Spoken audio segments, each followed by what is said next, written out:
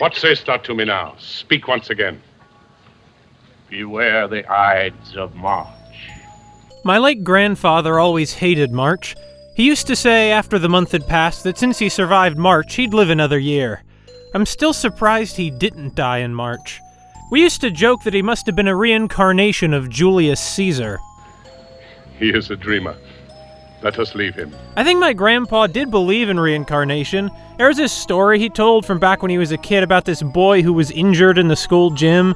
I think either the kid fell from a rope or a punching bag, swinging like a pendulum, struck him hard enough to knock him into the wall, or anyway, something like that.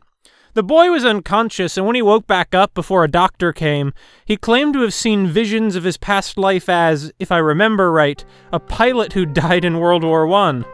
After that, my grandpa said this boy never behaved quite the same. Of course, plenty of things happened in March besides the assassination of Julius Caesar. In March 1556, the Archbishop of Canterbury, Thomas Cranmer, was executed for heresy. Maybe we could have joked that Grandpa was a reincarnation of Thomas Cranmer.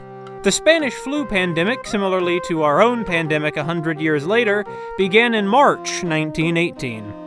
That was much closer to when my grandpa was born. He was more likely a reincarnation of somebody from the first wave of Spanish flu deaths.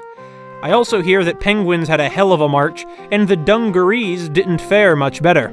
But I don't want to give March a bad reputation, despite the madness. It's not the worst month. That's probably July, or another of the months when the world is so hot that you wish you could hibernate through the hellfire licking through your windows. March is also Women's History Month. Women are neat, so that sounds good. You should read something by a woman. Say Jamaica Kincaid. See, that's a crossover with Black History Month. March features Pi Day, beloved to math nerds everywhere. The Vernal Equinox occurs in March, or the autumnal for those of you in the other hemisphere. So this is the month when spring begins and, theoretically, the branches begin to bud and the caterpillars start to hatch. Happy Nowruz, by the way. Though I guess people won't be having big get-togethers this year. Cultures around the world celebrate March for the equinox, not particularly caring about an ancient politician who apparently occupied a more prominent place in my brain back when my grandpa was alive. Logical Journey of the Zumbinis also came out in March 1996, which must be a lot more important than the assassination of some wannabe Italian dictator. Speak hands for me! When you think about it, the past is layered like a thick cake over every month of the year.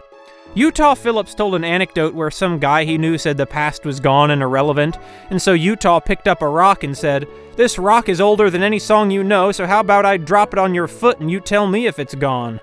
Search long enough and you could find anything to make a given date significant.